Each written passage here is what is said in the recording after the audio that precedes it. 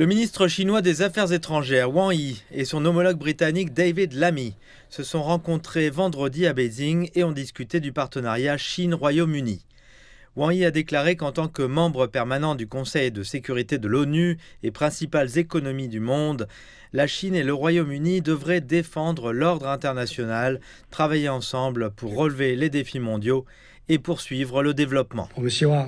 Nous espérons suivre le consensus atteint par nos dirigeants, respecter les préoccupations de chacun, approfondir la communication stratégique, construire un cadre politique stable et à long terme, relancer nos divers mécanismes de dialogue et de coopération, approfondir les échanges et la coopération dans les domaines du commerce, de la finance, du développement vert, de la science, de la technologie, de la santé, de l'éducation et des échanges entre les peuples et prendre le bénéfice mutuel comme thème principal afin d'ouvrir une nouvelle étape de développement stable des relations entre la Chine et le Royaume-Uni. Il a insisté sur la non-ingérence dans les affaires intérieures de la Chine.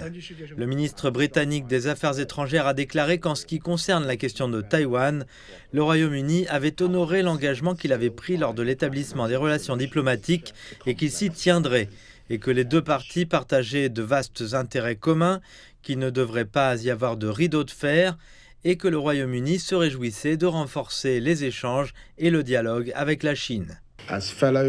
En tant que membre permanent du Conseil de sécurité des Nations Unies, nous avons des obligations particulières envers la communauté mondiale pour montrer au monde que la diplomatie peut fonctionner et fonctionne effectivement, pour montrer que des pays comme les nôtres, avec des histoires et des perspectives différentes, trouvent encore des solutions pragmatiques à des défis complexes, et pour montrer que les problèmes ne sont pas insurmontables. Les deux parties ont également échangé leur point de vue sur la crise ukrainienne, le conflit israélo-palestinien, la situation au Myanmar et d'autres questions d'actualité internationale et régionale.